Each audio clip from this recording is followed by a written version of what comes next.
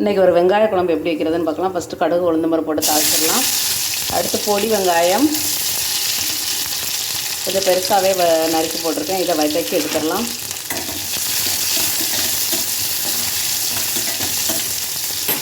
வதங்கிட்டு இருக்கணும். அந்த ஸ்டேஜில் வந்து நம்ம வந்து தக்காளியும் கொஞ்சம் வெங்காயமும் அரைச்சி எடுத்துருக்கேன். அதை ஊற்றிடலாம்.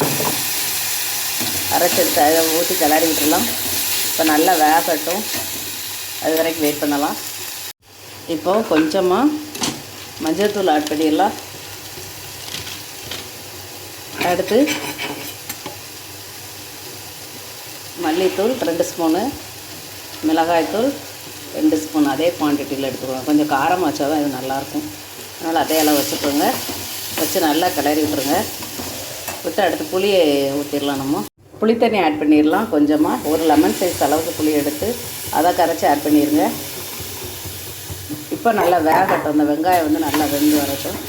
வதக்கி விட்ருக்கோம் இல்லையா, நல்லா வெந்து வரட்டும். குழம்புக்கு தேவையான உப்பை போட்டுடலாம். தடி போட்டு கலந்து விட்டுட்டு நல்லா கொதிக்க விட்டுருங்க. இதுக்கு வந்து நம்ம தேங்காய் போடணும்னு தேவையில்லை. இது நல்லாயிருக்கும் வெங்காய குழம்பு.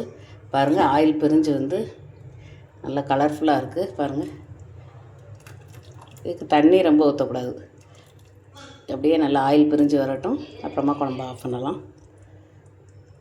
பாருங்கள், நல்லா எண்ணெய் பிரிஞ்சு வந்திருக்கு. நல்லா இருக்குது வெங்காய குழம்பு. மணம் வந்து நல்ல ஸ்மெல் வருது. பாருங்கள், இந்த மாதிரி வெங்காய குழம்பு செஞ்சு சாப்பிடுங்க. ரொம்ப டேஸ்ட்டாக இருக்கும்.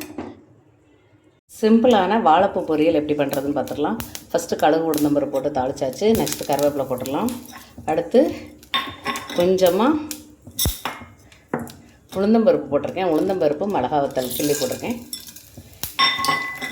போட்டு நல்லா வறுத்து எடுத்துடலாம். நல்லா வறுத்து எடுத்தாச்சு.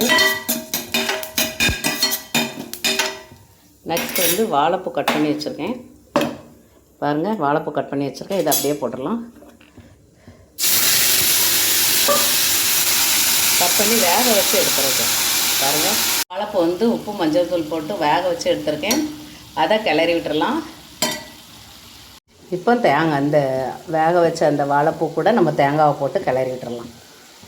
தேங்காய் கொஞ்சம் அதிகமாகவே சேர்த்துக்கலாம். பாருங்கள், அப்படியே தூவி ஒரு கிளறி விட்டு அப்படியே இறக்கிடலாம். அவ்வளோதான்.